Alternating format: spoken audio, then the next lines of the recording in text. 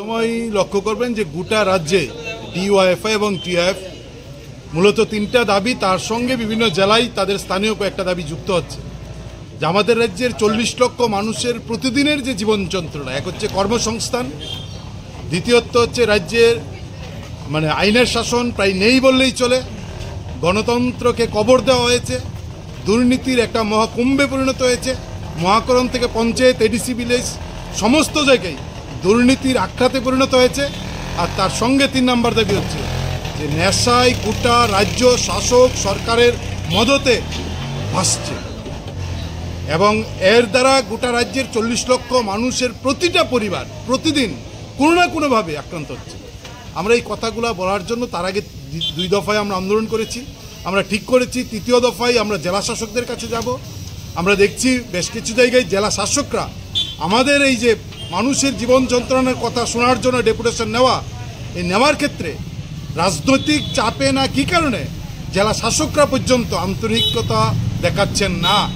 আজকে ধলাই জেলা শাসক আমাদের প্রতিনিধিদের যাওয়ার পর প্রায় 1 ঘন্টা বসিয়ে রাখছেন, ডেপুটেশনটা নিচ্ছেন না। আমরা বলছিলাম এই কথাগুলো, এই দাবিগুলো তো মানুষের কথা, মানুষের জীবন যন্ত্রণার কথা। রাজ্যের 50,000-এর উপর শূন্যপদ পড়ে আছে।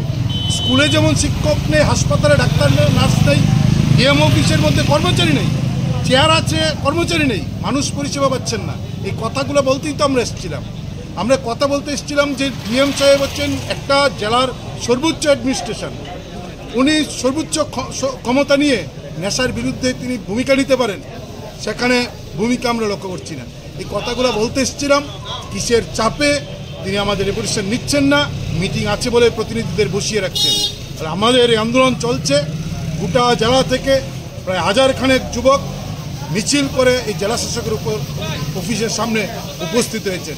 একটা সারা জাগানো মিছিল, মানুষের কাছে আমাদের দাবিগুলার কথা ডিএম নাই শুনতে পারেন, কিন্তু আমরা গোটা জেলার ব্যাপক অংশের মানুষের সামনে মিছিল করে সবার মধ্য দিয়ে আমরা আমাদের কথাগুলো নিয়ে যাওয়ার চেষ্টা করেছি। আমরা মনে করি মানুষই সবচেয়ে বড় আদালত, মানুষের আদালতে নিশ্চয়ই তার বিচার হবে এবং মানুষের আদালতের বিচারের মধ্য দিয়েই সবচেয়ে বড় ভূমিকা, সবচেয়ে বড় ফল প্রকাশ হবে। এই আশাবাদ নিয়েই আমরা আমাদের এই কর্মসূচির কাজ শেষ করছি।